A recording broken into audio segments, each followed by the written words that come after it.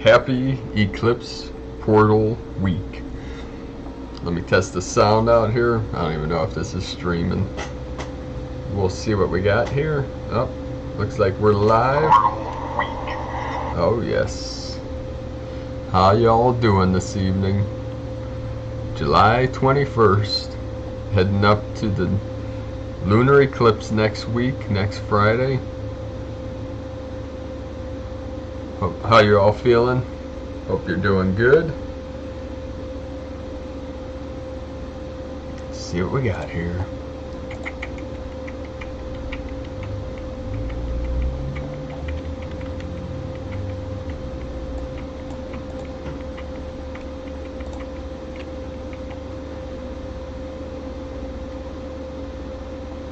Y'all having a good... Uh-oh, looks like Unbiased and On the Fence is streaming.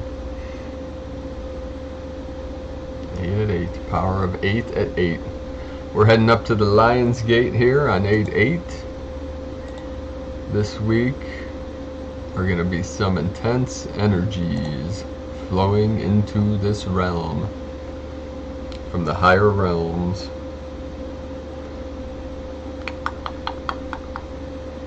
See what we got here.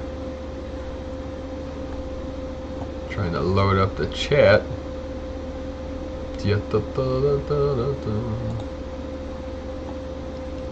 Okay. Been having a lot of technological issues. So let's see what we have here.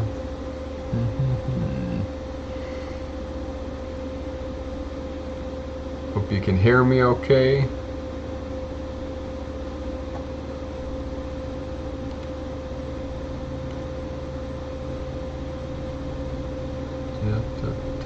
View on watch page. There we go. Oops. Alright. Having a little bit of background noise. Let's see what we got here.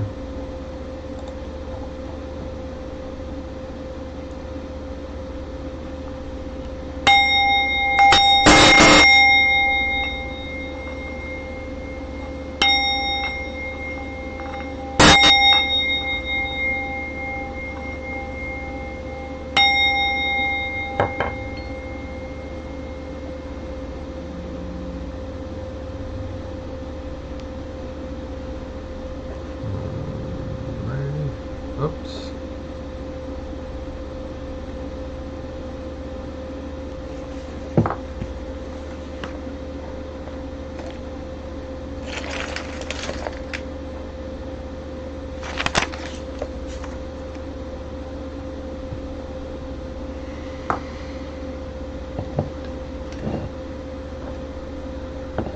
So I was feeling a little off earlier today.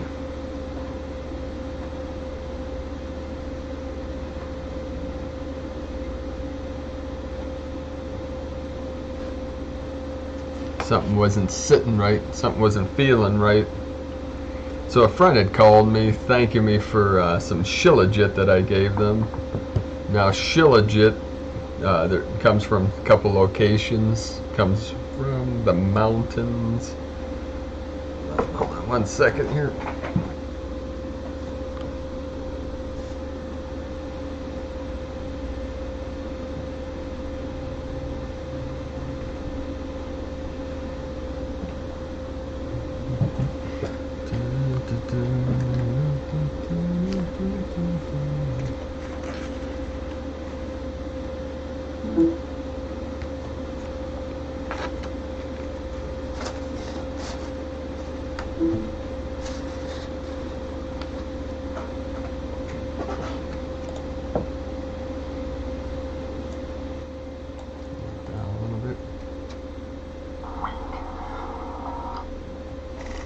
See what we got here.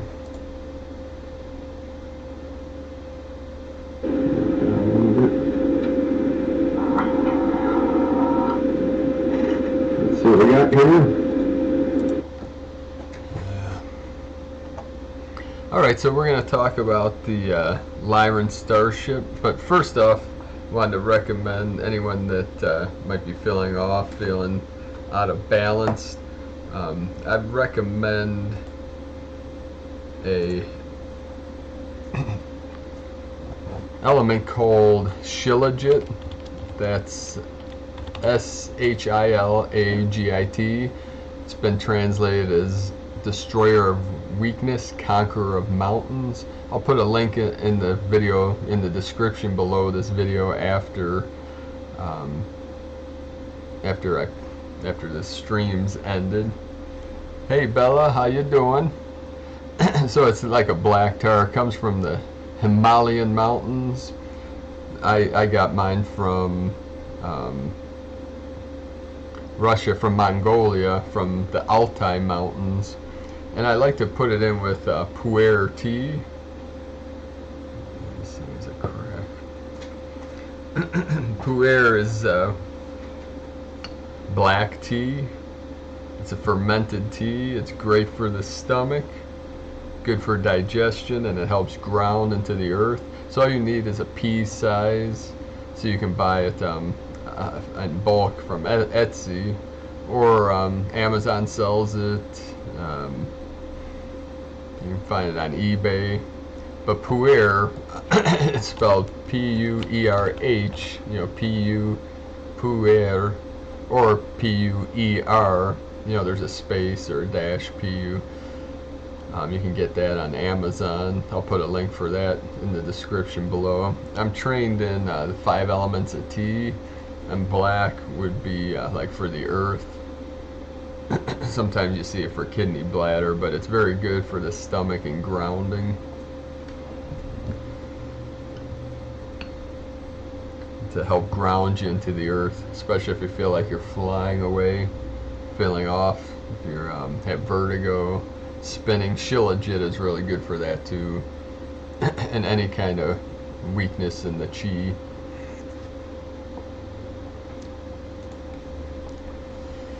So I wanted to talk about the Sandra Walter put out a video yesterday called the Lyra Starship from the Lyrans.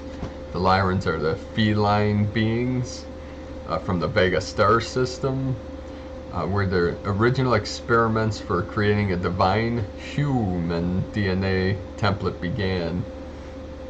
Now there's also the sound. Part of this template is the hue sound. Hue was one of the original names for God.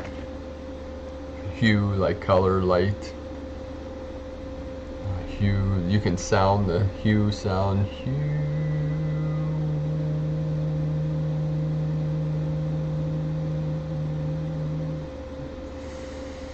That'll open up the crown, the 7th seal. So this is from Sandra, talking about the Lyrans, that they were a consistent part of her journey, and they showed her interdimensional stargates. They're also referred to as the white lion beings, since they have white hair and have a very regal lion-like appearance. 2 pairs of Lyrans presented while doing gate work on Mount Shasta, 2 female and 2 male. They offered a blessing and divine human DNA activation for this transformational passage, which is the eclipse corridor, the eclipse portals that have been opening through July into next Friday, which will be the blood moon, the full blood moon, and a full lunar eclipse. It'll be the longest eclipse this decade. I think it's about an hour and a half. So as she recorded this, she heard choirs of Lyrans singing the tones and words, and then she went to bed. Her cells quivered with the harmonics and felt a deep sense of peace, unity, and unconditional love. They asked to begin with lightship tones, the sounds we hear when the ships and beings are near. They work closely with the Syrians, and I feel the language reflects that influence. Light language is not translatable word by word. In my experience, it is tones, sensations, or geometry interpreted by the conduit to convey messages, activations, or intentions. ET contacts speak telepathically, and yet this language has flowed through us for decades. It seems to be shifting, taking on a new level with the presence of source codes. These harmonics are a crystalline bridge of their own kind. This message contains codes of balance for this powerful phase, embodiment, and DNA restoration. The Lyrans remind us to practice toning and harmonics in order to remember how to alter form with our pure intent and voices. The skill of moving, building, creating reality through sound is returning to us. Hopefully this transmission captures the harmony which many of us have with this kind of contact. This sound journey is light encoded to assist your ascension process. So you can check this out on sandrawalter.com. I'm going to play this video for you to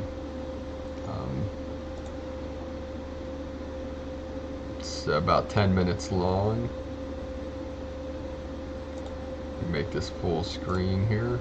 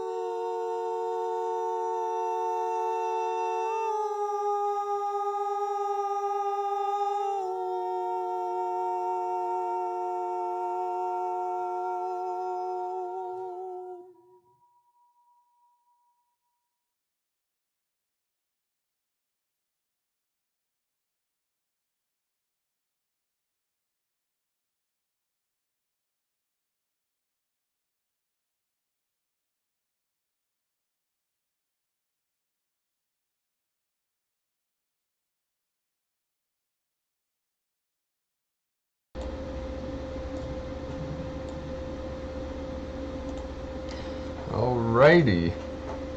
So sorry for any background noise. I think one of these fans in the computer are going haywire.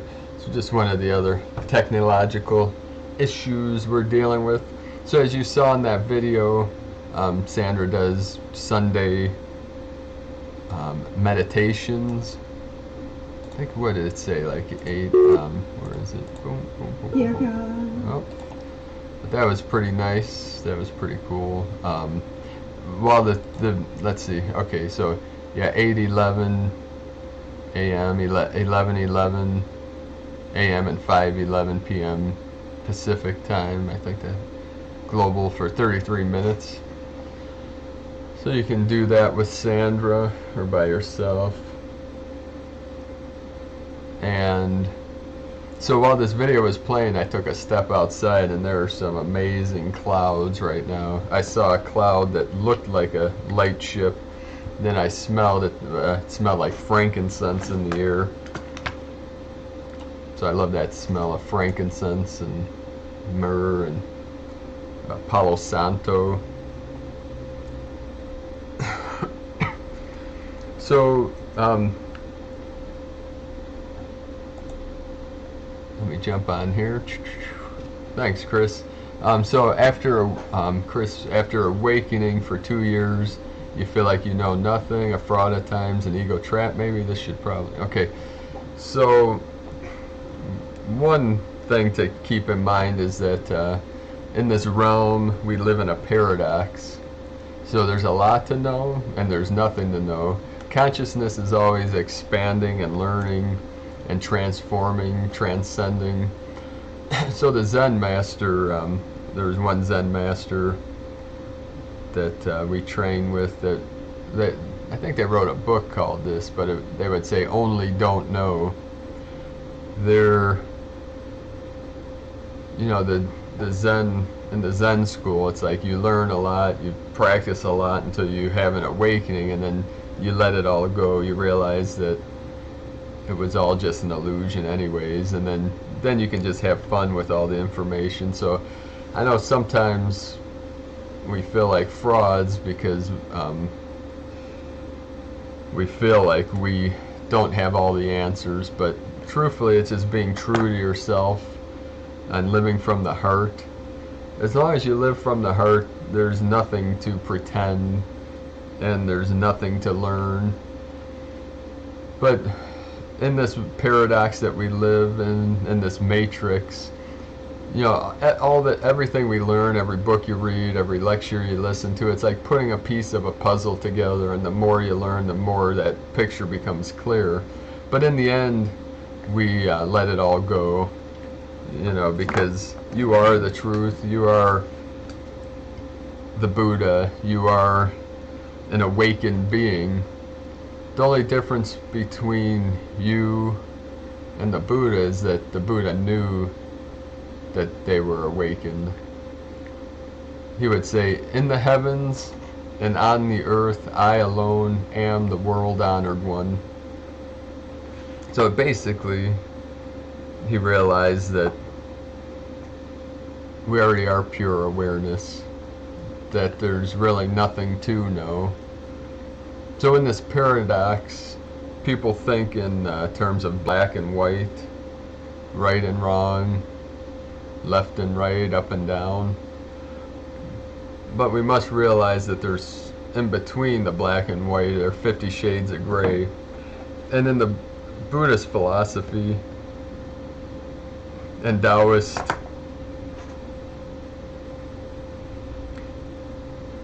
there is a concept that emptiness is form and form is emptiness. Yeah. So that's the paradox. People think, how could something that's empty be form and something form that be empty? So basically it's that one cannot exist without the other. Black cannot exist without white, and white cannot exist without black. It is so when you see the yin and the yang, you'll see the black circle inside the white and the white circle within the black, because black contains white and white contains black. It's just like emptiness contains form and form has emptiness within it. So Yeah, the game ending on July 31st. I actually put out a video about that because Lisa Harrison and her team are getting that as an end date, like the end of linear time and the 7th wave.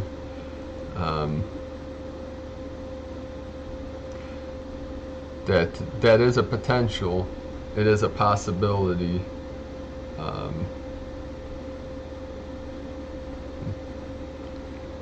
It is. There is a timeline where the end of linear time is on July 31st. Now, it may not be this timeline, but there is a possibility of it. I don't like to put dates out there, but the blood moon is a major eclipse, lunar eclipse, next Friday the 27th. Now, I was listening to Magenta Pixie earlier today, and she talked about how for the Lightworkers and the light community, July 26th is like New Year's Eve, and the 27th is like New Year's Day. So there's definitely going to be a major shift, a major portal open, 26, 27, 28, the 31st. Let me see. That's Tuesday in 2 weeks. That is a potential for the 7th and final wave of energy to hit. Yeah. Let's see. Yeah. There's definitely a lot of information out there. Some of it seems conflicting, but they're all just different perspectives of the same information. They're different. We call perception, perspectives. So yeah, sometimes there is no failure. I know a lot of people say like they feel like they failed at living in the moment, living in the hurt. But just realize that you cannot fail. You've already won. You already are the pure awareness. You already are this moment. You can only live in this moment. The mind searches in the future, the past, but people are finally realizing that living in the now, living in this moment, you are affecting the past, the future. You're affecting 7 generations in the past, 7 generations in the future. So that's why it's very important in this time, at the end of time, in the end times, some people might call it. I kind of explain it like the end of linear time, the end of the sine wave, the rising and falling. It's more of spatial time. We're transitioning into that feminine, the spatial, the grounding, the magnetics.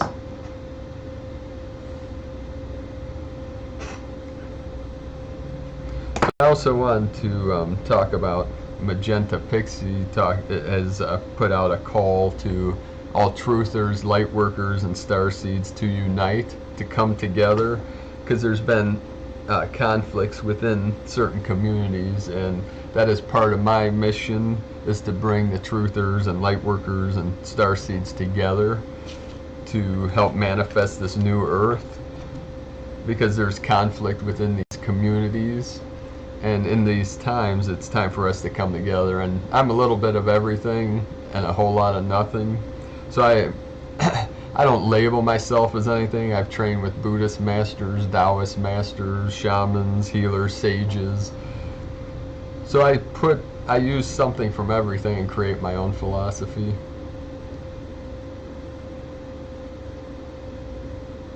Oh, you're in Sedona, Chris? That's awesome. My Sifu lives close to my Taoist Sifu, Ching Feng Dao Shi. Max Christensen lives by Sedona. I was out there a few years back training with the Sifu in an art called Kunlun, Kunlun, and I loved it there. I definitely want to head back out there soon. Sedona. Yeah.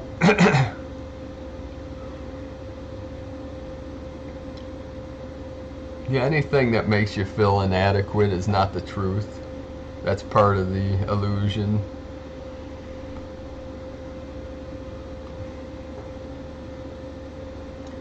You are exactly where you need to be. You know, you're exactly where you're meant to be, and it is perfect. We're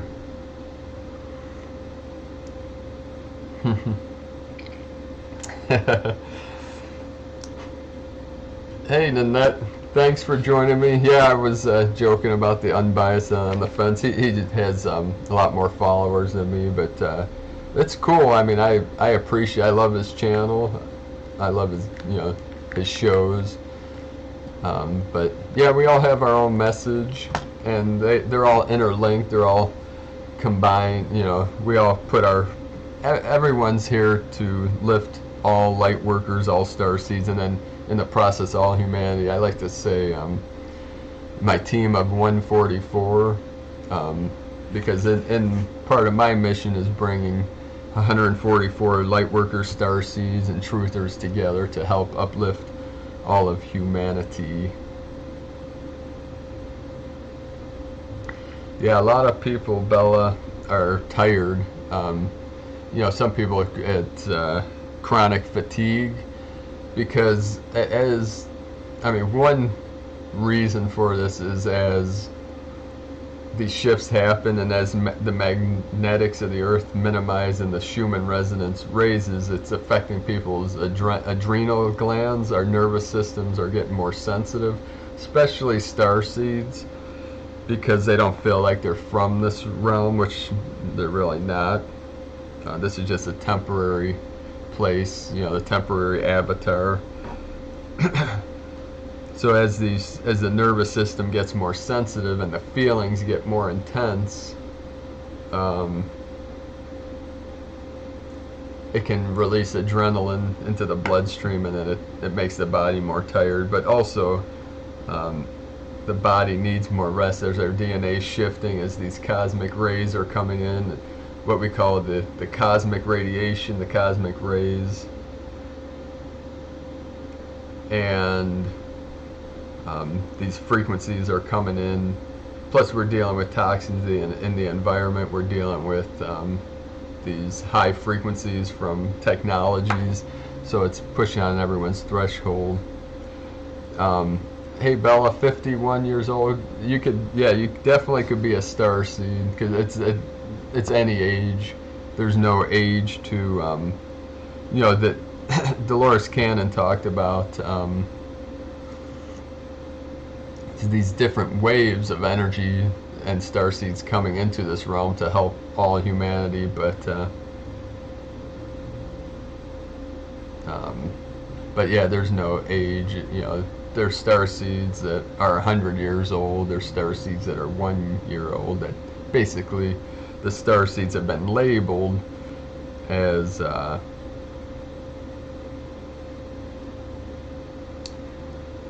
beings that are from either other timelines or other realms. Let's see. Yeah, so Chris says, sounds like I'm being too hard on myself, which, sometimes we can be our own worst enemy. So I teach people the concept of being kind to yourself, and every human being has a child within themselves, an inner child that is looking for love and affection and attention. So it's good to see that inner, you can see yourself within yourself as you were as a little child, and send that child love. See yourself hugging that child and saying that I know you're there, because you're the only one in the whole universe that can give that child love, and it can understand and experience love from you. No one else has that power. So in the Taoists, they say there's a little boy and a little girl within themselves. Nice. Nanette, November 7th, 11/7. That's my brother's numbers. We asked Chief Golden Light Eagle once what the symbolism of 11/7 or 7/11. All numbers mirror each other. So my brother was born in 71, 11/29, which is a 7. The 9 and 2, 7/11, and 11/7 are power numbers, and that they also show us to pay attention and to see what's going on here in November. 11/3 and 3/11's another powerful. Hey Lucy, thanks for joining us. So yeah, there is no failures, like Cheryl says, no failures, no regrets. There's no failures, only lessons to be learned to help us along our journey. I know it's easy to fall into that trap, feeling like a failure, because sometimes we're our worst judge, jury, and executioner. 754. So yeah, part of the shift is healing that inner child, because to become a healer, most healers were wounded spirits, wounded warriors. That's how you learn to compassion, and most starseeds have suffered greatly in this realm. We had to go through that torture program, that suffering program, to help transcend the suffering and to help heal others that are on this path of ascension, which we are all on that path. I wanted to do a video about rainbow body, because a lot of people talking about the event that's coming soon, which I do believe in some event. There's the event waves, because as you practice any art, there's different levels that you get to. Sometimes you plateau at a certain level and never transcend beyond that level. Sometimes it takes going to a new teacher, but it's all about practicing an art. And in the school, or I should say the system or the lineage that I teach and practice, called Kunlun, there's the concept of what's called rainbow body, and you'll hear a lot of people talking about it. David Wilcock talks about that, about the rainbow body. He teaches about that, and my teacher, the rainbow body, that symbolism and word really came from the Tibetans. They're called Jalus,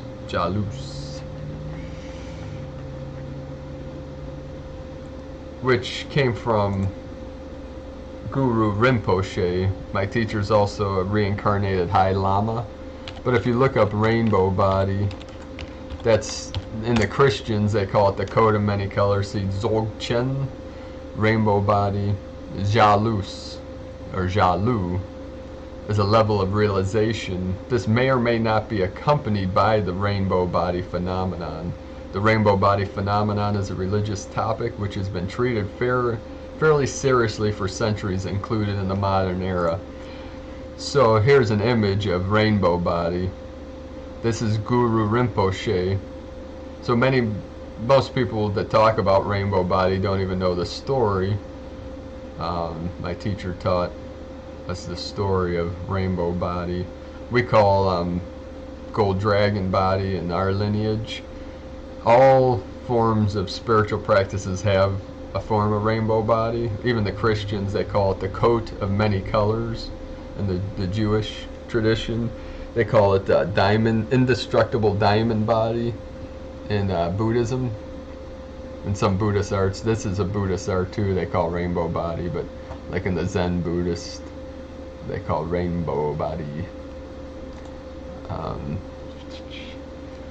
So as you can see, Guru Rinpoche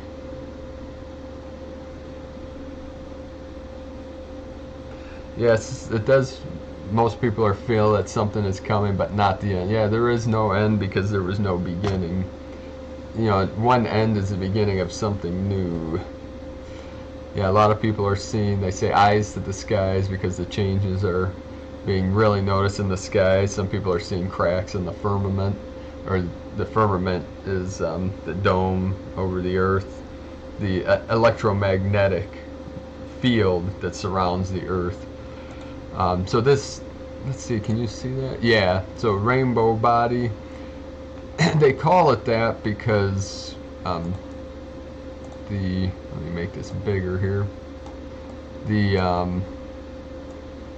When the Lama, the High Lama, or the Guru is close to transitioning to the other side, they sit in what some traditions call the death pose, and it's a different pose for the different schools. I mean, there's really no set way, but as you can see, he was sitting in like a meditation, a full lotus, and this is a rendition from one of his disciples.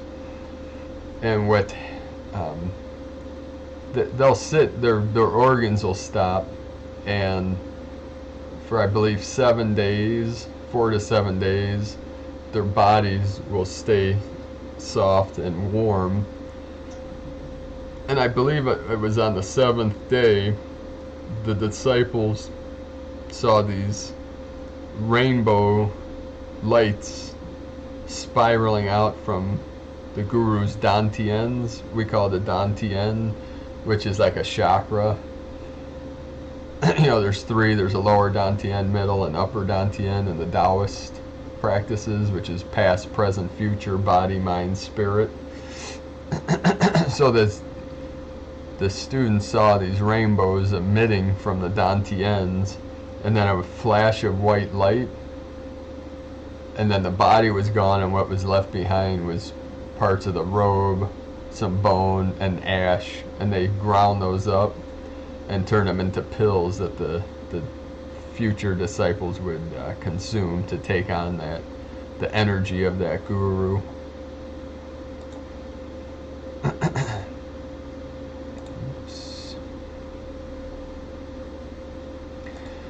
So our teacher says that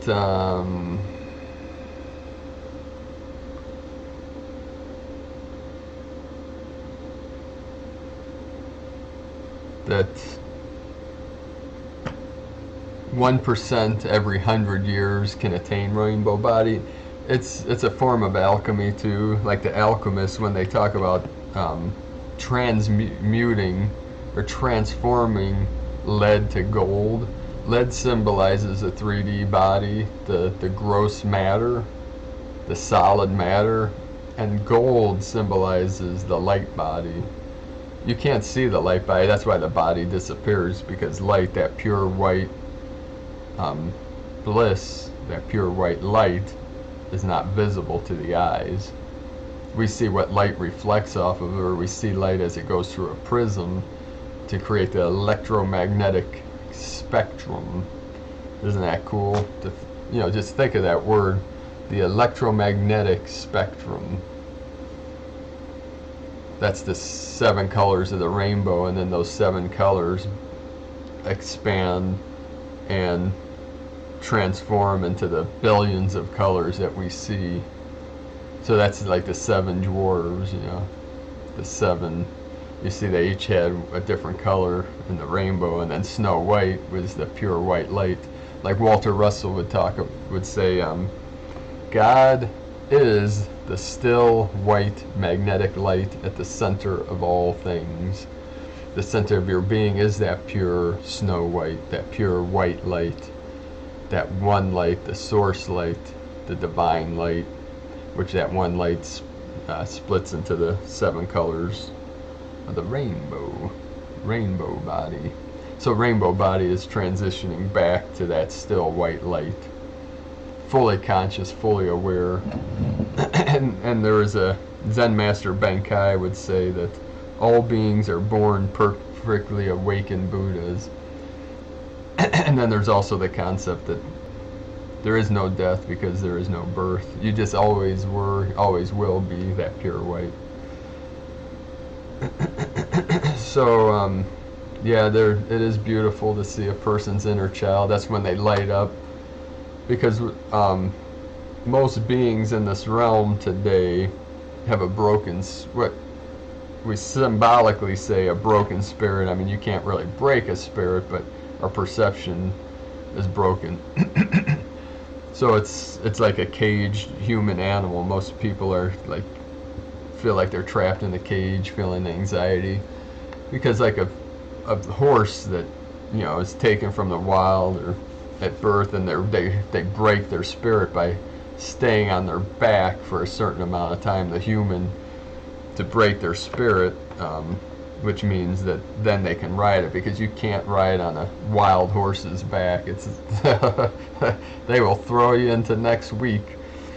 So as you see, once a horse's spirit's broken, they become very docile. I mean, they love to still run and that, just like humans still like to go fast and run, but most of the time stay, you know, in this docile state. You know, that's the whole system, the matrix, the archonic system has been transformed and programmed, we can say, to break the human spirit, especially as children. And Walter Russell would teach, like, the education system is set up to program and to break people's spirits and to suppress and destroy the creativity, that wild child spirit. I mean, you see children, I mean, they'll weave flowers into a headdress and dance around like a shaman, you know.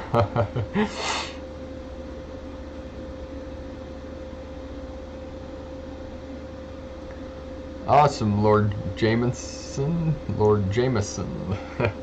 It's a cool name. That's cool. Yeah, that we're looking at trying to work on some free energy devices. You know, I love Tesla's work.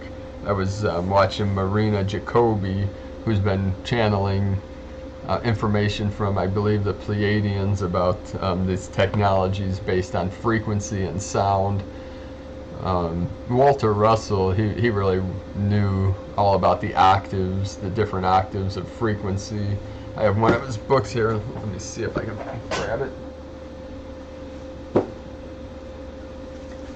You really, if you can get a copy, pick up a copy of this book. This is one of the greatest books ever written.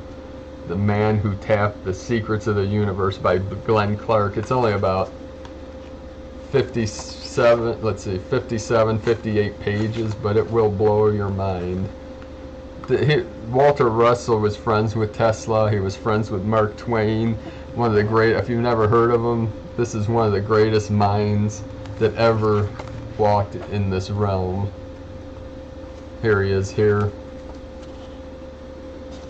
Man of science, philosophy. He was a sculptor, friends with many of the presidents. Mark Twain, you gotta see this. He started in Swanoa, Virginia, the School of Philosophy and Science here. But check out this. This is a sculpture he did. It's life size of. There's Mark Twain. I don't know if you can see that. It's a little blurry. And the characters from his books. This was all life size. He did it all by hand, carving, which was. And he was an artist, a scientist, philosopher, architect, engineer. Here's a bust of Mark Twain. They were good friends. And this book too, also The Secret of Light, I highly recommend. It's another amazing book. And then this, Atomic Suicide, what radioactivity is, why and how it kills, and what to do about it. He was really against nuclear power, and he had methods on free energy and, you know, how to tap in. His wife Leo, she was named after Lao Tzu, but they pronounced it Leo. Maybe the British. Here's a letter signed, written and signed from Leo. Not to me, but I was lucky enough to find a copy that had this. I'm going to read this to you because she wrote a book called Love, which is another phenomenal book. But the cause and solution for man's dilemma regarding the destructive elements of radioactivity and pollution are contained in this book. Its deep purpose is to unfold not only vital New Age scientific concepts, but to enlighten man to the urgent need of unity of purpose for the very survival of man and the planet that sustains him. She wrote, I mean, this book was written, let's see, what year? 1957 was the first edition, then the second edition, 81. I believe she wrote this in 1981. They're both transitioned on to the other side. But I've always enjoyed his work for many years and have learned a lot from both of them. They were both great teachers and humanitarians and just brilliant human beings.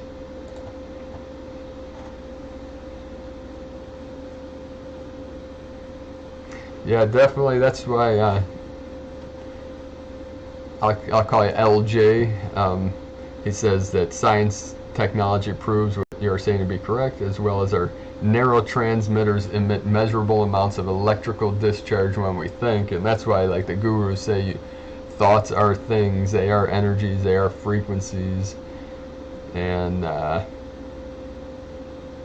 Walter Russell, the man who tapped the secrets of the universe.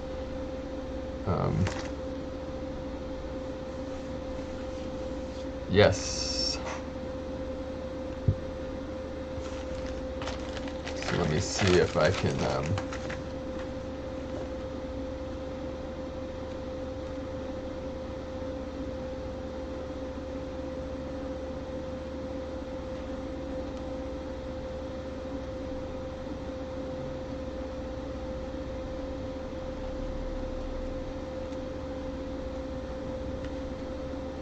he wrote several books. You can get some of his books on Amazon, and I found some on eBay.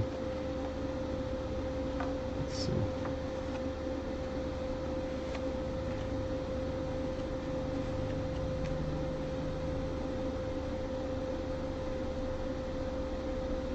So this is just a paragraph from the man who tapped the secrets of the universe. He was written out of history because he taught that all beings are one with God and that God is within all beings. So, and he was a Christian. So I believe that every man, no matter how humble, is manifesting God as his messenger. Therefore, every man should be worthy of his messengership by manifesting his source to the very best of his ability, whether he runs the elevator for an industry or as its president. I believe that every man can multiply his own ability by almost constant wordless realization of his unity with his source.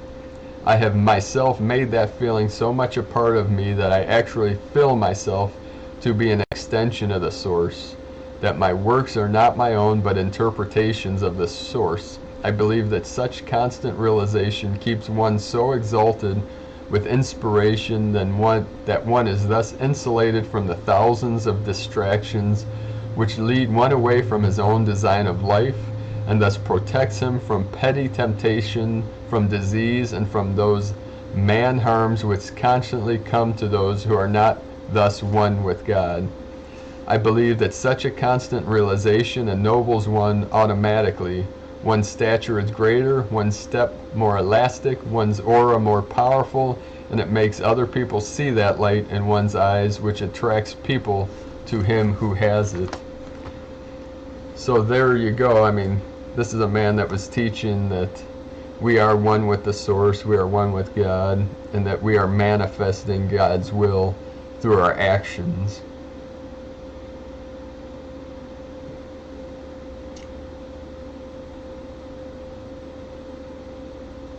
Yeah, definitely, LJ. There is an electronic warfare directed against Lightworkers, but we are protected. And I put out a video the other day from Cobra talking about these scalar, SCALAR weapons that the reptilian and I believe Anunnaki have used against Lightworkers, especially to create rifts in the Sacred Union. If you look up my video, I think it was Cobra, the Sacred Union, they're trying to destroy all the sacred unions between the feminine, masculine energies in this realm. Yes. So we were talking about bringing truthers, Lightworkers, Starseed, so which got me off on another tangent about you know, I tend not to label myself as Buddhist or Taoist or whatever. You know, people say, well, what are you? What do you follow? I follow everything and nothing.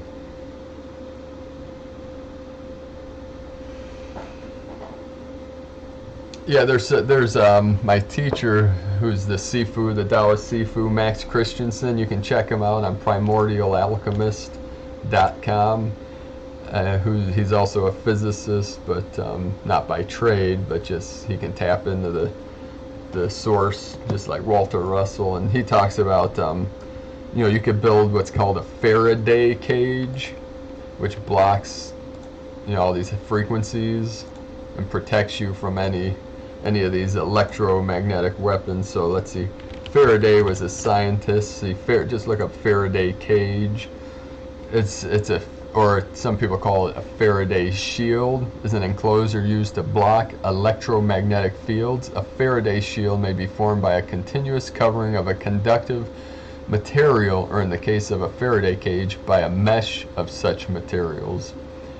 A grounded metal screen surrounding a piece of equipment to exclude electrostatic and electromagnetic influences. So Faraday was a scientist, let's see, Michael Faraday, British scientist who studied electromagnetism and electrochemistry. It's a branch of physical chemistry that studies the relationship between electricity as a measurable and quantitative phenomenon and an identifiable chemical change with either electricity, considered an outcome of a particular chemical change, or vice versa. So he was a pretty brilliant guy, born in 1791 and died in 1867 at 75 years old, and lived in the United Kingdom. He established the basis of the concept of electromagnetic field in physics, which is a physical field produced by electrically charged objects. So this guy really knew what he was doing. So check out Faraday cages. Now, if you know, you can build them pretty cheaply. Get the cheapest conductive metal, you know, and sleep in a coffin of metal. But people put Faraday, they're selling Faraday cages that you can put like your cell phone in and other equipment. So if you look up cheap conductive metal or materials, copper is probably one of the cheapest, and aluminum. Aluminum is really cheap. You can build a Faraday cage out of aluminum. Now you could sleep in a Faraday cage or meditate. You'll notice, yeah, that's right, potato chip bags were, you know, are just aluminum foil. But I'm not sure, tin foil hat, I'm not sure,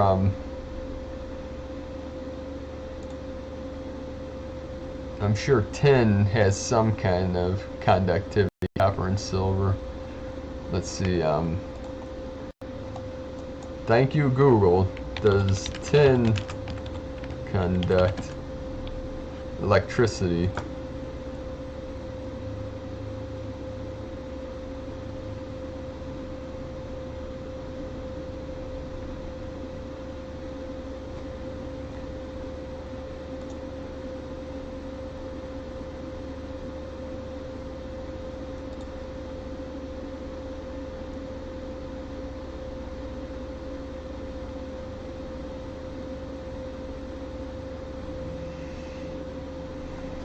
So there is probably some kind of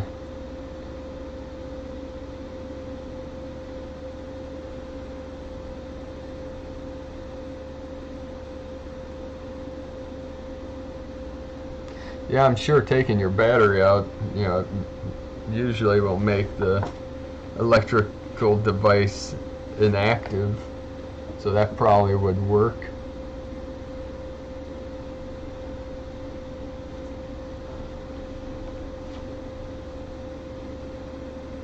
But you can wrap any device in aluminum foil and that would block the frequencies coming off of it.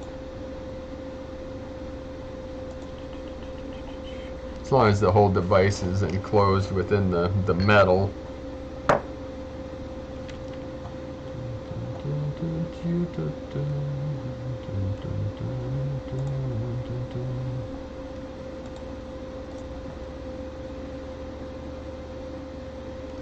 So we were talking about rainbow body here. Let's see, yes, the rainbow body. So many moons ago, the Taoist masters realized that we were in a type of program. We were in a type of simulation. There's an ancient book called the Ching, spelled I and then CHING, which meant the Book of Fortune or the Book of Changes. There's been thousands of books written describing the Yi Ching. Now you see the code is 64. I put a video out a couple months ago called The Matrix and the Code of 64, because 64 you see throughout all these ancient cultures. Nassim Haramein talks about within the flower of life is 64 tetrahedrons. Check out Flower of Life. Drunvalo Melchizedek, who's in Sedona, wrote a couple books, 2 volumes called The Flower of Life. It's found throughout all ancient cultures. This is what it looks like here. So there's Nassim talks a lot about this. You see this on under the foot of the lion on a ball in the Chinese culture. You see it in ancient Egypt. You see it all over the world, the sacred geometry. And there's 64 codes. Now, the Yi Ching, like if you look it up in Wikipedia, there's many volumes written about these 64 hexagrams. See, here they are. Here's all the different hexagrams. And this is where the person, I think the man that created binary code, got it from the Yi Ching, which this is the original source talking about yin and yang. Yin being feminine, which is here, the broken line, and yang being the solid line. So you see on switches, the 1 and the 0, which means on off, obviously, which in binary code it's on off, you know, 1 is on, 0 is off. So it's the 1 would be the yang, which is on, the 0 being the yang off, the feminine, the masculine on, or form, the feminine yin, the off, the emptiness. So as you can see, there's 64 different combinations, and they could tell your future based on these 64 codes. The first one being Qian, and the second Kun. So the first is 6 solid lines. So hexagrams, hex being 6, and grams being images, 6, or diagrams, symbols, symbolism. See, 64 hexagrams. So the first is 6 solid lines. So that's 6 yang creates this symbol. And there's been thousands of commentaries and explanations and books written about these 64 codes. And if you look at it, you know, think of the checkerboard or the chessboard is 64 squares and black and white. That's yin and yang, because they realize with 64 codes, 64 in our DNA, the double helix, each helix has 32 codes or codons, creating 64. So with that 64 are virtually infinite combinations or simulations. Just like a computer 64-bit, you can virtually create infinite simulations with 64 bits of code, obviously combined in different ways.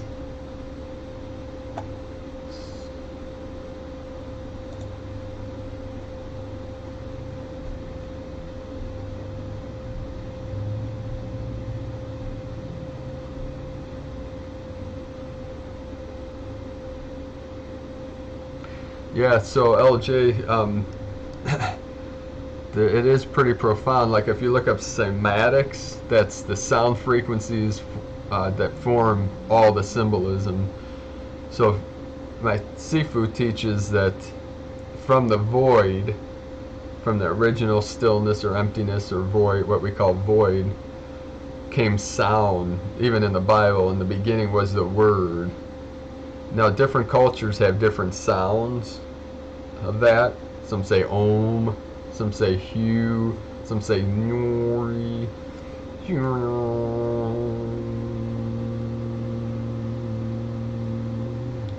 That original sound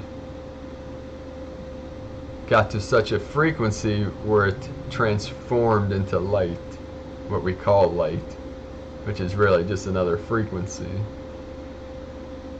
There's the still light, and then there's the simulation of movement light. And Walter Russell, if you read The Secret of Light, which is a phenomenal book, talks about that light really doesn't move. We say the speed of light, but even that is part of the illusion, part of the simulation. And he talks about like it's a mirrored effect. It appears to be moving, just like a moving picture and film. It appears to be moving, but it's really just still frames played over and over, where perception makes it appear to be moving. So these are all just appearances. That's why the guru will say, how do you know the difference? Awesome. Thanks for joining us, LJ. That's cool. You live on the farm, doing some farm work and meditate. Yeah, enjoy your work. Enjoy the time on the farm. Yeah, I'm glad to be filling in some pieces of the puzzle. Yeah, every bit of information just is another piece of the puzzle. And the puzzle is infinite, virtually. But it's nice to have confirmations, and it's nice to expand consciousness and expand our picture of reality, or the internal map of reality. It's constantly shifting. So the guru will say, how do you know the difference between what is real and what is not real? And they'll say, what is real never changes. It doesn't, just like truth doesn't change. Things that are true changes, because it's true today that there's leaves on the tree, but in the winter there's no leaves. So in that moment it's true that there's no leaves. That's why people get stuck in these perceptions. Like I try to explain to people that everything is a paradox, that no one's right, no one's wrong, or everyone's right, everyone's wrong. You know, it depends on how you look at things, where you're at in this realm. So part of my job, you know, I resonate with all forms of perception, you know, what we call the truther movement. I spent years studying conspiracies and truths and see things from a higher level. My life was a conspiracy. Most people wouldn't believe it if I told them. Or I shouldn't say my life, because life is truth. I'm talking about my story. The story that this avatar has projected into this realm. But I'm also resonate with the Lightworkers and the Starseeds. So it's possible to be all things. So part of my job is bringing all these together to unite the Truthers and the Lightworkers and the Starseeds. So I'm working on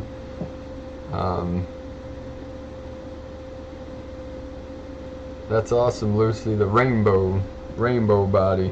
Working on trying to bring all these all of these worlds together. Yeah, the flat earth is mind-blowing. Yes, Megan, I mean, we have to look at all aspects. I mean, the flat earth movement is exposing a lot of these conspiracies and these, I mean, obviously we've been lied to, and it would be easy. I don't know why the human race is debating something that can be easily proven. Thanks, Megan. Appreciate it. Debating something that can be easily proven. You know, all you'd have to do is circumnavigate Antarctica, and depending on how long it took, you can determine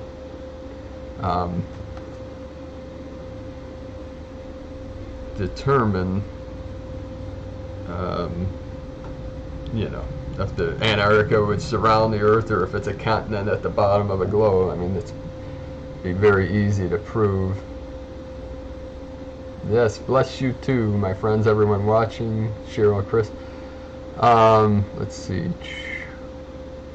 Yeah, my story is pretty weird and wild, but I can't tell my full story just to protect my family, but it's definitely been a trip.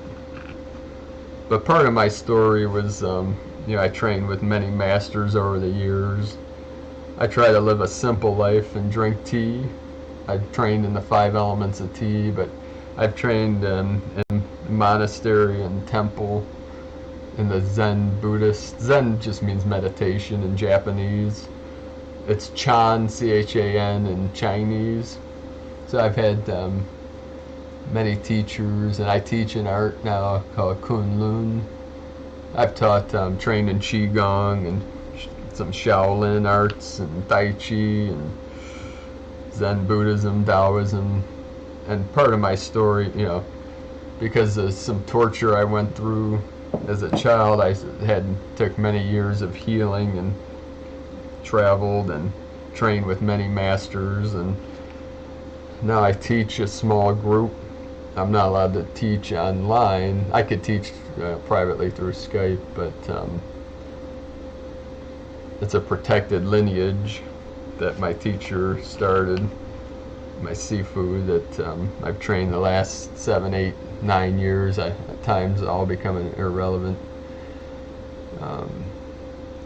But yeah, we all have a story, you know, and I'm sure everyone has an interesting story, regardless of if you think it's interesting or not. But I've always been, you know, even as a child, there were 2 things that I asked Creator Source for, was freedom and truth.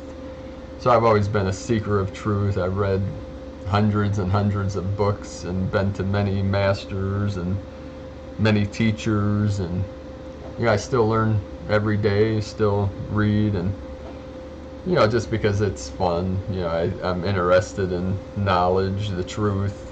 Gnosis means knowledge, which is Gnosis. The Gnostics were the people of knowledge and truth, the ones that wrote the Bibles and the spiritual teachings.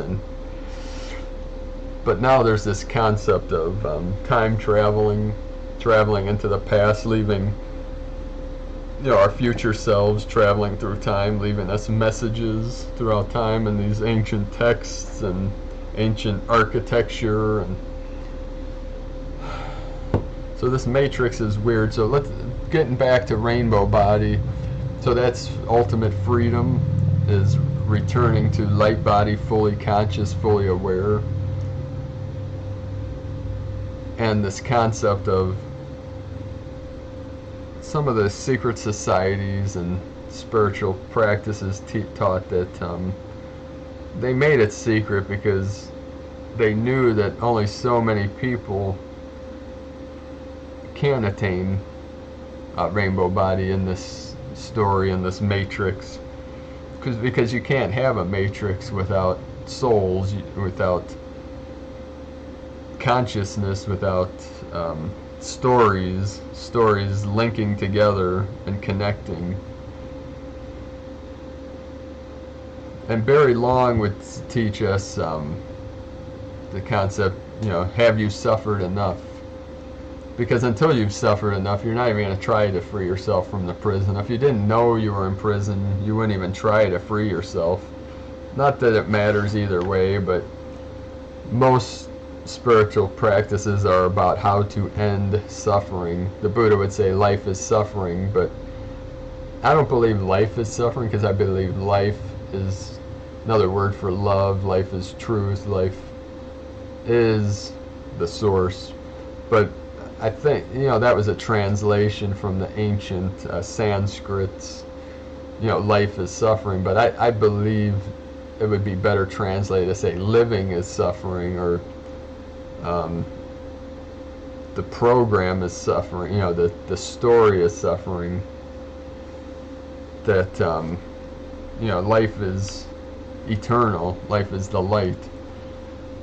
So this story of suffering, which is part of duality, part of the 3D matrix, how do we end that? How do we end this cycle of birth and death? How do we end the trap, the reincarnation cycle? Because the Ascended Masters are the ones that freed themselves. They were rainbow body at one time.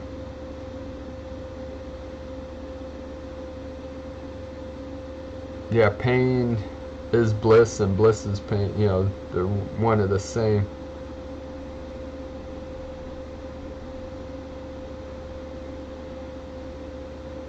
Yes, I do believe that we wrote our own story. We did choose to be here, especially in this time of the shift, of these, what people call the event or rapture, ascension, whatever name you want to give this transition from 3D to 4D into the 5D into the 4th density.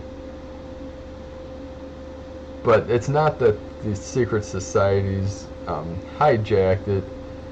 There's a concept that say the fall from grace or being kicked out of Eden. I think it was Alberto Villaldo that once said that the shaman he trained with, I believe he was Mayan, would say that the natives didn't get kicked out of the garden. They still lived in that paradise. It wasn't until, the Spaniards and the conquistadors and the British, French, whatever, the white man came, when we say the white man, and then took away their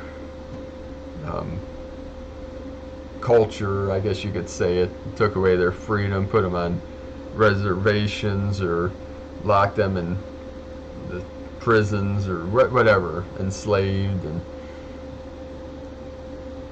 yes,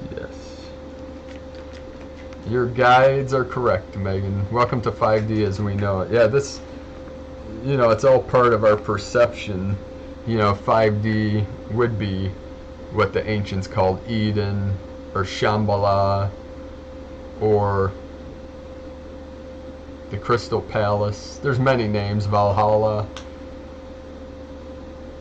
In Taoism, the Crystal Palace is the center of the brain, where the pineal gland and the pituitary gland rest.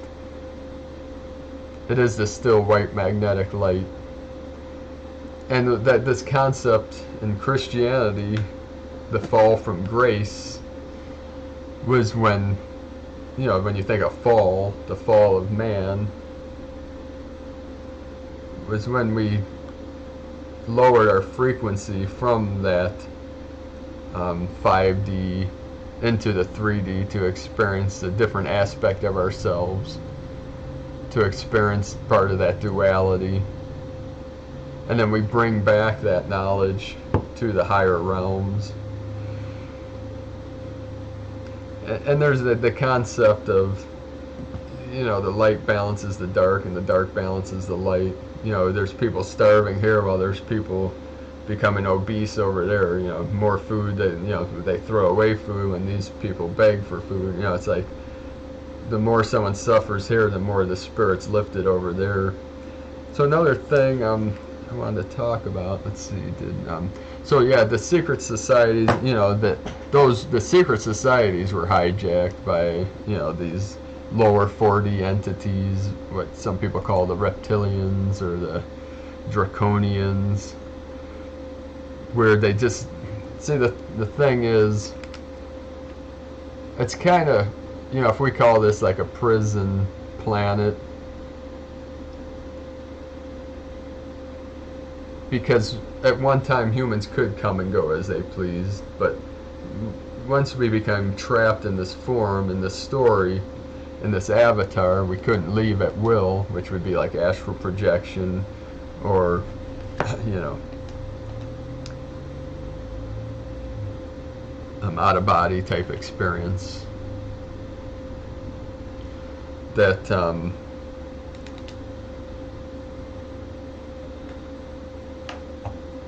I lost my train of thought, but I was talking about the archons, and the thing is, okay, yeah, the prison, this prison type concept, to free yourself, so say this is like a prison, this realm, or this body, this form, this entity.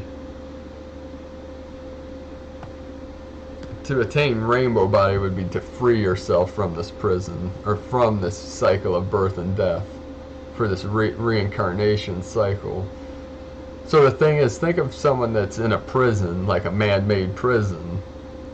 Okay, it's hard to escape, but people do escape, but a very small percentage. They figure out how to dig under a wall, or they figure out, you know, the guard's not at this doorway at certain hours, so we can climb this wall at a certain hour. When the people are smart, you know, people are intelligent, they figure ways out of that prison.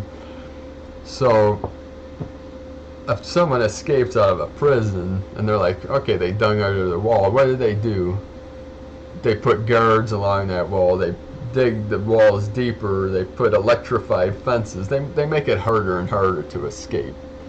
They seal those passages. So you'll see this concept in Hollywood movies. You know, like, what was one? I think it was called Dark City with Kiefer Sutherland, or you know, whatever that was, where they would change they were like in this matrix and they thought it was real, and they would come down at night, these like archonic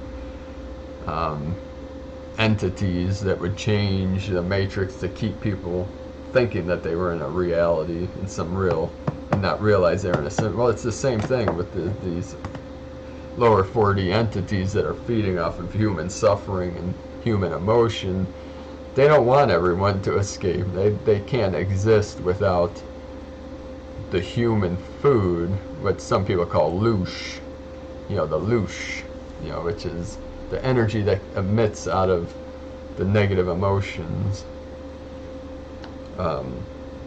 So they will allow a certain percentage, but I believe, and this is just my belief, it may or may not be true, but this is years and years. I've been researching for probably at least 30 years or more these concepts, and practicing different arts and meditations for 30 years or so.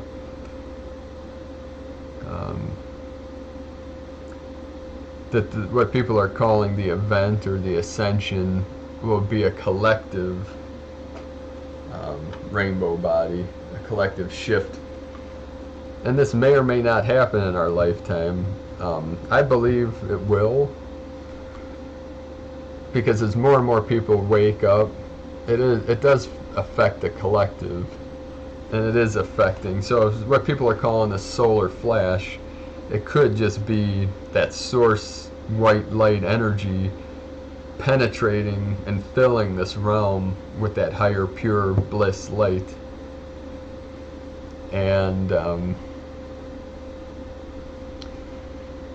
we could all transcend together.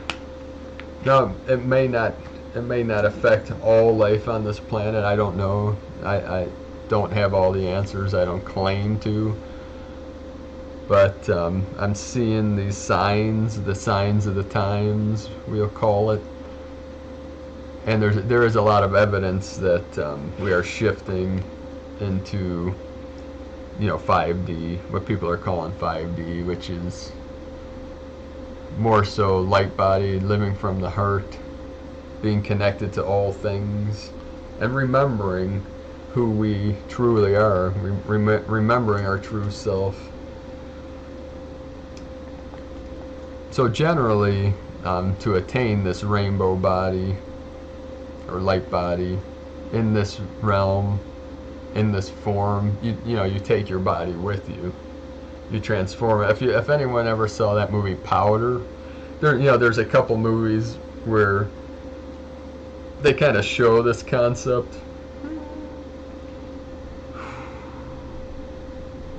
Crystals are very cooling. We're in some fiery times, so if you put the crystal on your third eye, it'll really cool you down quick.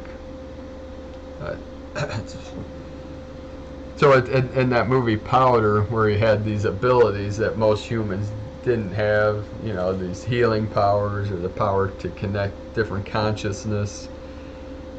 And if you remember at the end of the movie, if you seeing, he was running through that field. Yeah, it's that light body where he was running, and as he ran through that field, you could see that energy building, and then boom, that flash of white light, and he disappeared. He just went out into the infinite the infinite light. That's a form of rainbow body. Yes, a Venaletta light. That's a nice name. It is. It does seem to be getting more difficult to use the heart in the world, but we're in challenging times. But believe me, you're living more in your heart than you know. Anytime you feel the love, the bliss, the compassion, the connection to anything, anyone, you're directly in the heart in that moment. And throughout the day, it helps to put your awareness into the heart center. Just close your eyes, breathe deep, and feel your awareness there. That's where the bliss is. That's where the mind rests. The mind emanates out. In the Taoist, the Eastern philosophies, they don't say the mind is up here. That's the brain. The spirit actually resides in the crystal core of the brain, but the spirit, the consciousness, but the mind is here in the center, in the middle Dantian, the middle path, the Emerald Palace, the threefold flames. So yes, the more, it's very beneficial to, throughout the day, put your awareness in the heart, and don't judge yourself. I've been training for 30 years in different arts, and I still get aggravated, and I still have a threshold. It's part of the shift, is anything that's there to be released, it's gonna come out now. There's just no way to no way that you can't be feeling on a deep level. And we call it negative, but it's not negative can be a good thing, like negative ions. The negative is the dark, the feminine. It's obviously, you don't want to walk around being angry because it affects your temple. It serves you and humanity on a higher level to be in joy and to be living from the heart and compassion. But if there's anything that needs to be released, anything that we need to purge, and I had a form of purging earlier today, because there's these alignments, these eclipse portals are pulling out anything that needs to come out. any way that it can.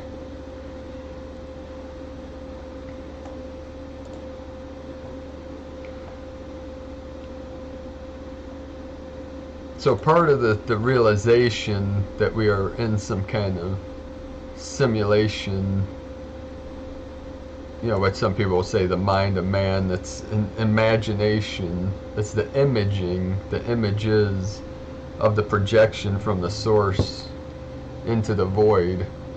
So once the Taoists realized that all of reality is based on these 64 codes, now Terence McKenna took these 64 codes from the I Ching and hired a mathematician and a computer programmer and wrote software, a program around these 64 codes, and it ended up projecting into a computer simulation all time as it throughout all of history. And that time he called it time wave 0 or something like that, because the whole sequence ended in 2012 in the calendar that this software created. So he didn't believe that time itself was going to end in 2012, just that it was the unknown, like we would transition into a whole new reality, which, you know, that did happen in 2012. We shifted into a new realm, and it was a rebirth, and everything has been accelerating and shifting since. And,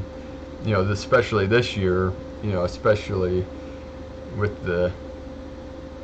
these online communities and world communities realizing that this reality is not what it seems, and even the flat Earth movement, you know, all the videos in that movement are after 2012.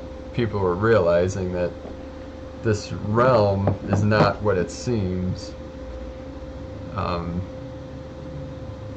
That the acceleration of the awakening has really accelerated since 2012, and in 2016-17 into this year, especially with these eclipses, and into the major lunar eclipse, which will be on the full blood moon next Friday. This is really going to trigger and release and purge. And yeah, I have done fasting, Megan, and yeah, that fasting does help the body speed up any kind of purging. And you can purge in dreams. You know, a lot of people wake up, you know, if you're sweating, you know, that's a form of purging. And any releases you have, you know, you do purge quicker in that dream state because your body is more relaxed and it's in that homeostasis. Yes, tea is the medicine. I've been drinking pu'er tea for the last few hours, but I do tea ceremonies, the 5 elements of tea, and you know, it's a 3-hour ceremony. We call it tea party because it's fun. It's nothing serious, but you get tea drunk when you go through the different kinds of teas. Your body it's detoxing and accelerant. You get kind of into a high, you know, into a altered state without the paranoia, thank goodness. Most of the time, I should say. You know, paranoia can creep up at any moment, because the paranoia is really a sign that your consciousness is shifting in between timelines and between realms.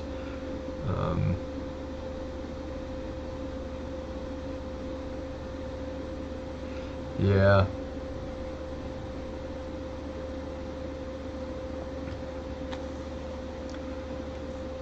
So basically, when the Taoists realized that we were in some kind of programmed simulation, you can call it, in some kind of story, they thought, well, is it possible to transcend or free yourself from this program? Because they realized, based on these 64 codes, they were different frequency. So each hexagram symbolizes a different aspect of code.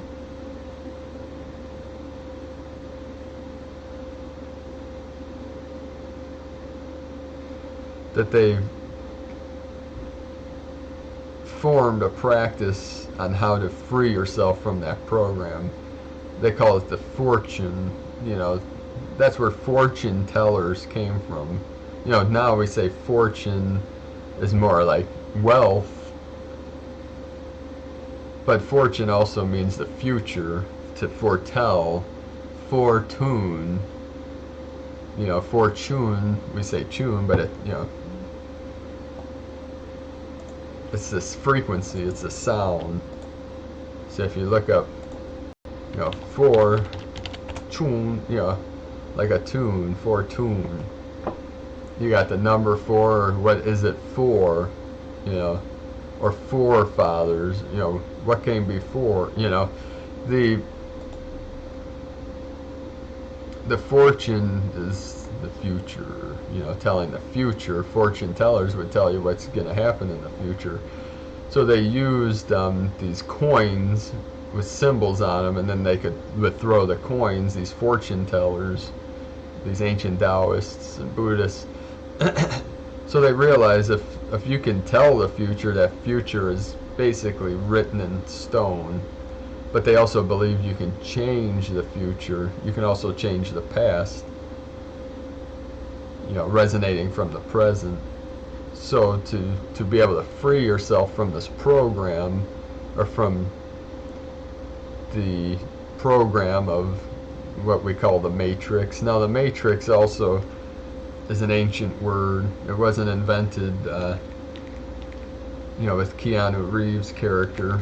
No, it's an ancient word, matrika, la matrika, the matrix. Ma is water, and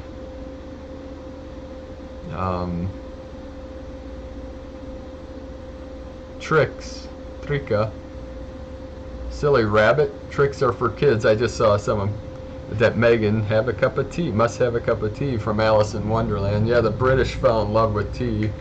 Many wars have been fought over tea.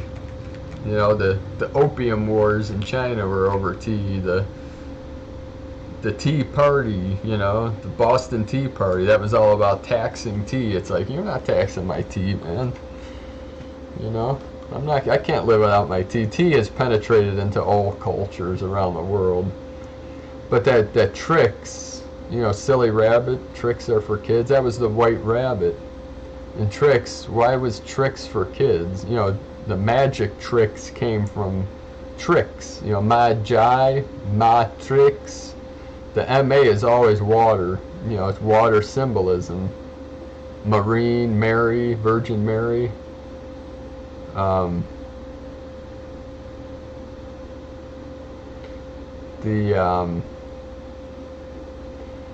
You know, for blood, liver, flukes. Sorry, I'm trying to answer as many questions as I can. But any green tea would be good for anything with the liver or the blood. Dragon well is a strong tea. But dream purging, you know, purging in your dreams, you know, doing any dream work, like lucid dreaming, you can really do some major releasing. See, purging is a release, it's a letting go. So in the Taoist practice, you know, the highest arts are the practices of letting go. So back to, real quick, with the tricks, you know, why were tricks for children? You know, for one, children love magic tricks, but tricks means divinity or sacred or the divine. You know, the Trinity came from the same. So if you think Trinity, the three, you know, with the X marks the spot, which was also the cross. But the divine, because the children are pure, they're closer to the source, they're closer to the truth. And the rabbit was an adult rabbit. You know, it's like, yeah, you can't experience, you know, it's just the elites playing tricks on humans. You know, the elites that came up with that. You know, they use all these corporations, you know, cereal, you're seeing the symbolism throughout, you know, all products and Hollyweird and But that symbolism of the white rabbit, you know, that's the eclipse, not the eclipse, but the equinox. You know, the white rabbit, you know, fall down the rabbit hole, you know, which is the matrix. The rabbit hole is endless.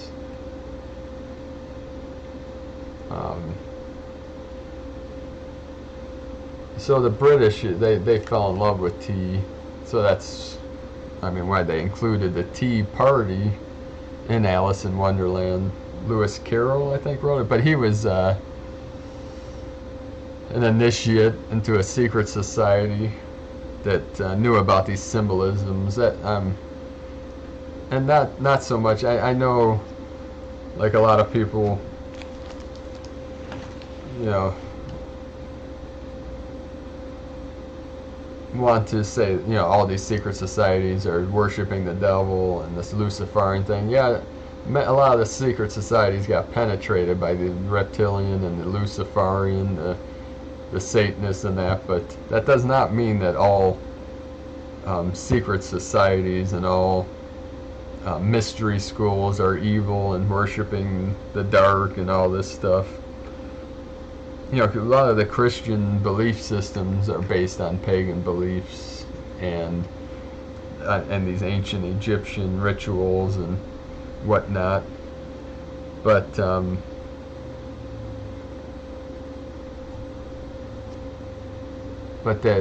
matrix, the divine water, see, for Source to experience itself, it had to create emptiness and form, the void and the light.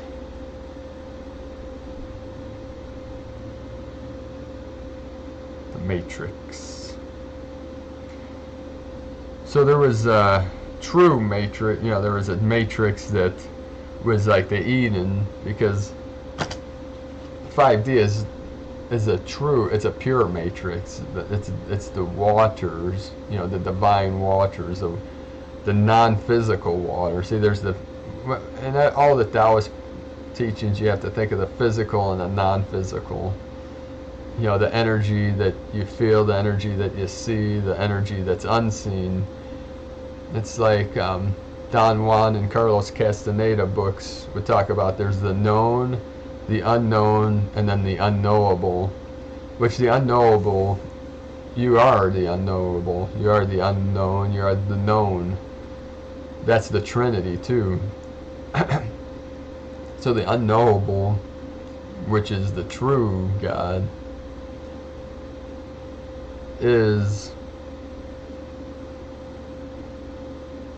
what we call the great mystery, that which is beyond all concepts. What is what the ancients would refer to as God or Source.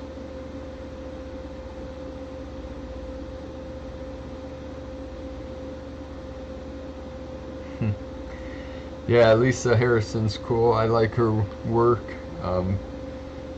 But that feeling of falling is pretty common when you open up the central channel.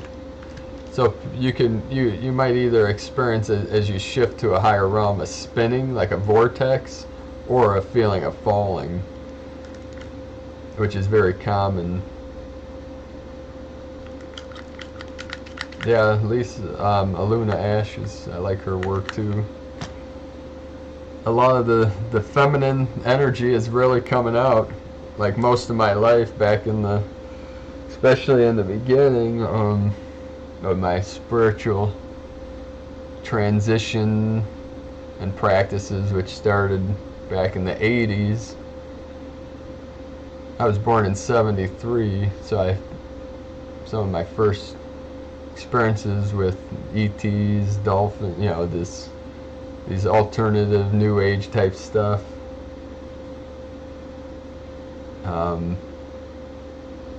In my teens, you know, I bought a book, I think when I was 13, called ETs, Angels and Extraterrestrial, or Dolphins, ETs and Angels, or something like that.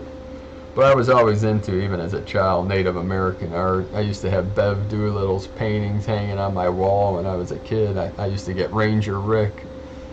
And there was an episode, I actually met Bev Doolittle. If you haven't seen her work, check her out. I mean, her work's phenomenal. She was at years ago at a art gallery in Mentor, Ohio, and I went to see her, and I actually gave her, I used to make Native American flutes, and I did this one, and I carved a horse head and at the end, and did wood carvings and wood burning, and I gave her as a gift this flute, and she was like, wow, you know, that's awesome. And it, you know, but if you look her up, she always has things hidden within her images, like I mean, her art is phenomenal. Like, as you can see, that these guys on horse, there's faces in the rocks. You'll have the one that I always had this one on my wall. So as you can see, you know, this shaman Native American, and the reflection of the water is a grizzly bear. Cool stuff like that. See the eagle in the snow reflection. I mean, just phenomenal stuff.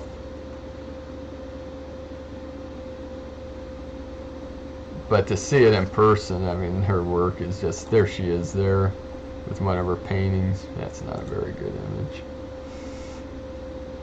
But she's done hundreds of paintings that they're all phenomenal. Oh, here's another. I had one of these hanging on my wall, a painting of that. The bison, Wakantanka. Here she is, a little hawk. Or that's a falcon, I think.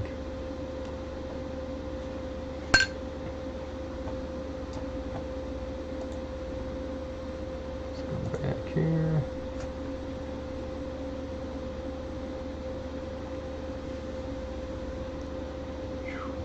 But I'm going to have to end this here in a few minutes because I have to hit the road. I think I said everything I wanted to say. This might be the last live stream before the blood moon, so I just wanted to give you all a heads up, and I may try to do something. That's next Friday, this coming Friday, the 27th will be the full lunar eclipse with the blood moon, the full moon. So real quick, I just want to let you know, if you feel that spinning, one of the best things you could do is ground yourself. If you go to a tree, you know, you can actually tie yourself to a tree, hug a tree, sit with your back to a tree, bare feet on the earth, in the dirt if you can.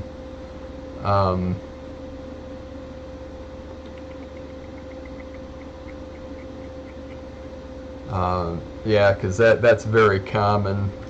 When I first started training in Kunlun, I would start spinning and roll under tables. It was really weird. I mean, and then there were sometimes, as I got deeper into my practice and then started practicing some of the higher arts, I would wake up in the middle of the night and just be spinning a million miles an hour, and for an hour or two at a time,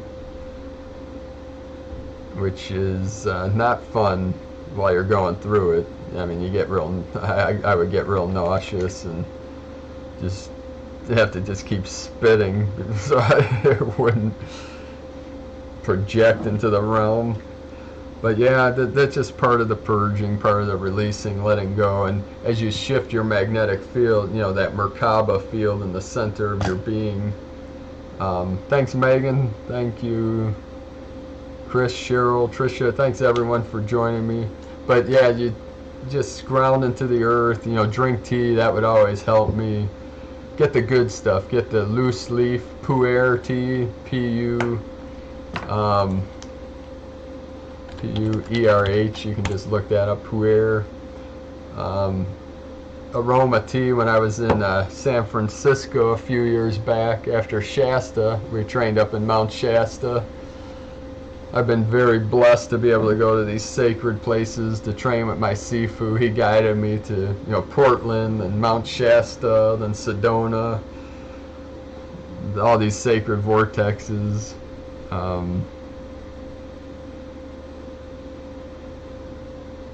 it's been a blessing, and I look forward to as many people that can join me in this transition, in this transformation.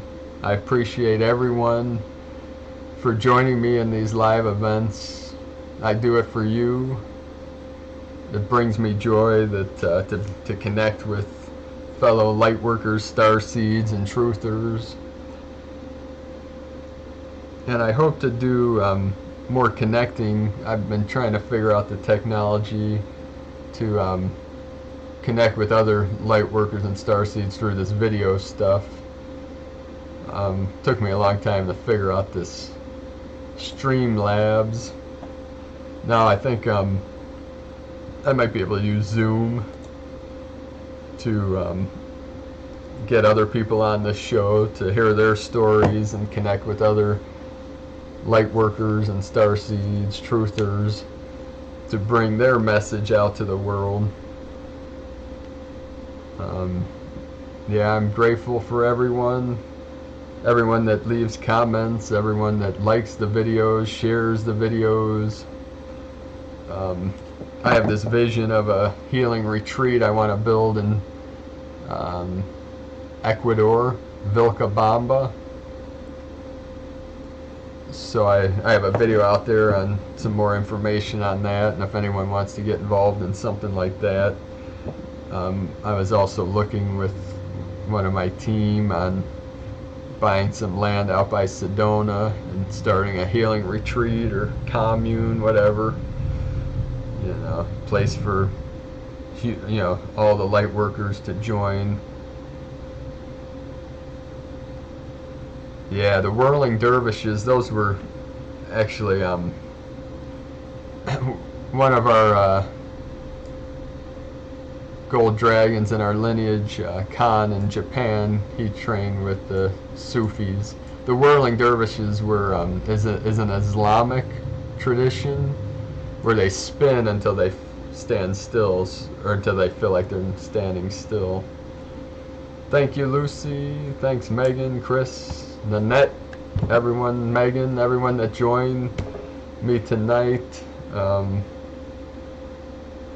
I appreciate you all. Have an amazing and beautiful week with these eclipse corridors, these eclipse portals. Enjoy the blood moon, the full moon. Stay in the heart. Stay grounded into the earth. Smile, smile, smile. Ground, ground, ground. That's what my Sufi, or my Sifu. It's funny, Sifu, teacher in Chinese, and Sufi, the Sufi was a mystical Islamic tradition.